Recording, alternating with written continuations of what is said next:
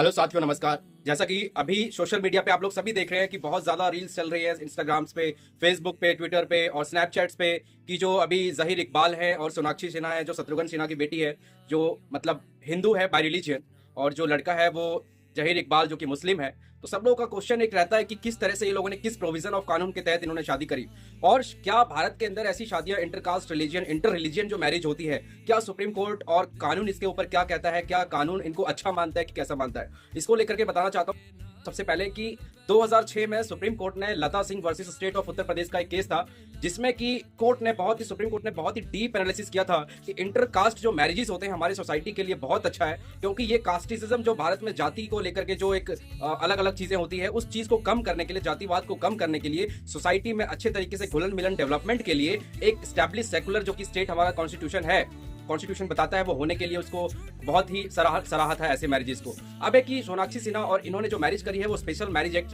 1954 जो है उसके तहत सेक्शन जो 4 में आता है कि जो समझ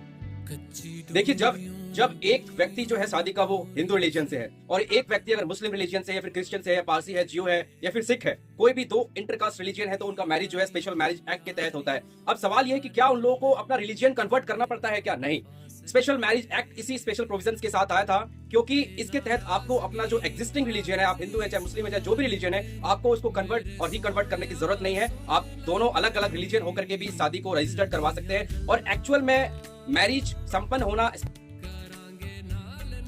स्पेशल मैरिज एक्ट के तहत का मतलब होता है कि इस मैरिज का मैरिज ऑफिसर जो होता है डिस्ट्रिक्ट का, वहां पर स्टेट जो रजिस्टर्ड होता है उसमें उसका रजिस्ट्रेशन, और registration is itself a marriage. वही रजिस्ट्रेशन अगर हो गया तो समझिए आपकी मैरिज होगी। उसके पहले आप लोग जो रिचुअल्स परफॉर्मेंस करते हैं, शादी, म्यूजिक, डांस एक्सेट्रा एक्सेट्रा, ये खुशी के लिए, लोगों के लिए, रिश्तेदारों के लिए और समाज के लिए दिखाने के लिए होता है। अदरवाइज स्पेशल मैरिज एक्ट में शादी का मतलब ही है कि रजिस्ट्रेशन ऑफ मैरिज, और उसमें क्या होता है, चार चीजें होनी चाहिए कि पहला, जो स्पाउस है, चाहे जो हस्बैंड मेल या फीमेल है, उसकी कोई एक्सिस्टिंग हस्बैंड या वाइफ, और लड़की का भी कोई बॉयफ्रेंड, मतलब बॉयफ्रेंड नहीं, हस्बैंड नहीं होना चाहिए। दूसरा होना चाहिए दोनों साउंड माइंड्स के होने चाहिए, कैपेबल ऑफ अंडरस्टैंडिंग होने चाहिए, रेशनल डिसीजंस लेने के काबिल होने चाहिए। तीसरा है कि किसी भी रिलीजन्स के हो कोई मतलब नहीं है, लेकिन द शर्त is the important thing is कि कोई भी, जैसे मुस्लिम्स में होता है कि एक ही माँ के दूध से जैसे भाई बहन का जो रिलेशन होता है, ये लोग नहीं कर सकते। हिंदू में जो प्रोहिबिटेड रिलेशनशिप होता है, सपिंडा रिलेशनशिप होता है, जो रिश्तेदार रिश्ते में शादी जो होती है वो सब नहीं कर सकते। इसके अलावा सारी कंडीशन स्पेशल मैरिज एक्ट में फुलफिल है और आप उसके तहत शादी रजिस्टर करवा सकते हैं। तो इसी के तहत जो स्पेशल मैरिज एक्ट के तहत जो सोनाक्षी सिन्हा और जहीर इकबाल की शादी हुई है, और सुप्रीम कोर्ट का भी इसमें लता सिंह का है, और इनको प्रोटेक्शन भी मिल सकता है अगर ये चाहते हैं, लेकिन क्योंकि फैमिली